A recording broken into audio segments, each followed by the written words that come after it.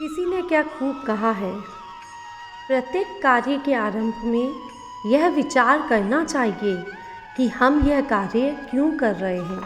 सोनल के साथ संडे की बात में आप सभी का स्वागत है। आज की कहानी का शीर्षक है जन्मों का कर्ज। एक सेठ जी बहुत ही दयालु थे, धर्म कर्म में यकीन करते थे।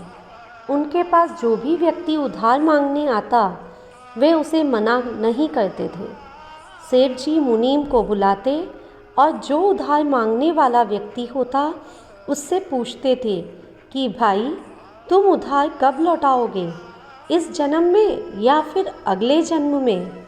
जो लोग ईमानदार होते थे वो कहते, सेठ जी हम तो इसी जन्म में आपका कर्ज चुकता कर देंगे।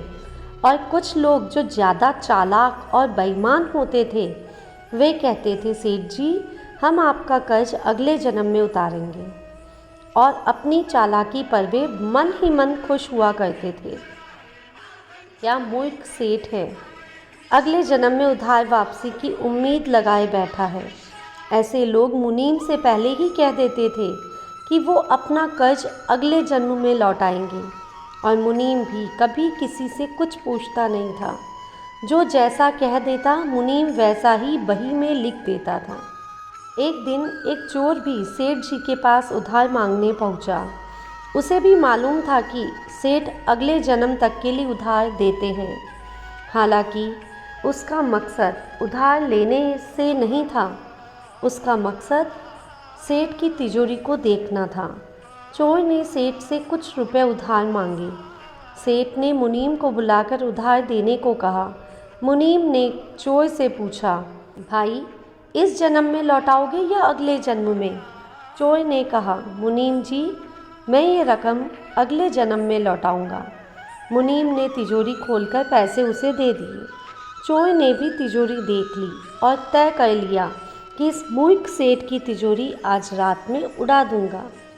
रात में ही सेठ के घर पहुंच गया और वहीं भैंसों के तबेले में छिपकर सेठ के सोने का इंतज़ार करने लगा।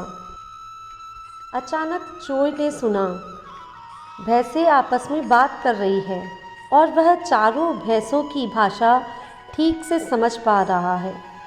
एक भैंस ने दूसरी से पूछा, तुम तो आज ही आई हो ना बहन। उस भैंस ने जवाब दिया, हाँ आज ही सेठ के तबेले में आई हूँ। सेठ जी का पिछला जन्म का कर्ज उतारना है। और तुम कब से यहाँ हो? उस भैंस ने पलट कर पूछा तो पहली वाली भैंस ने बताया, मुझे तो 3 साल हो गए हैं बहन। मैंने सेठ जी से कर्ज लिया था यह कहकर कि अगले जन्म में लौटाऊंगी। सेठ से उधार लेने के बाद जब मेरी मृत्यु हो गई तो मैं भैंस बन गई और सेठ के तबेले में चली आई। अब दूध देकर उसका कर्ज उतार रही हूँ।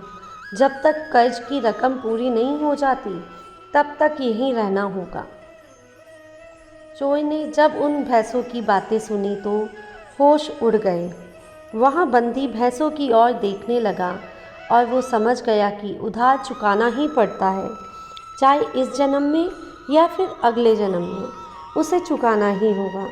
वह उल्टे पांव सेठ के घर की ओर भागा और जो कर्ज उसने लिया था उसे फटाफट मुनीम को लौटाकर रजिस्टर में अपना नाम कटवा लिया। हम सब इस दुनिया में इसलिए आते हैं क्योंकि हमें किसी से लेना होता है तो किसी को देना होता है। इस तरह से प्रत्येक को कुछ न कुछ लेने देने का हिसाब चुकाने होते हैं। इस कर्ज का हिसाब चुकता करने के लिए इस दुनिया में कोई बेटा बनकर आता है तो कोई बेटी बनकर आती है, कोई पिता बनकर आता है तो कोई माता बनकर आती है, कोई पति बनकर आता है तो कोई पत्नी बनकर आती है, कोई प्रेमी बनकर आता है कोई प्रेमिका बनकर आती है, कोई मित्र बनकर आता है तो कोई शत्रु बनकर आता है, कोई पड़ोसी बनकर आता है तो कोई रिश्तेदार बनकर आता है। चाहे दुख हो या सुख, हिसाब तो सबको देना ही पड़ता है। यही प्रकृति का नियम है। Thank you.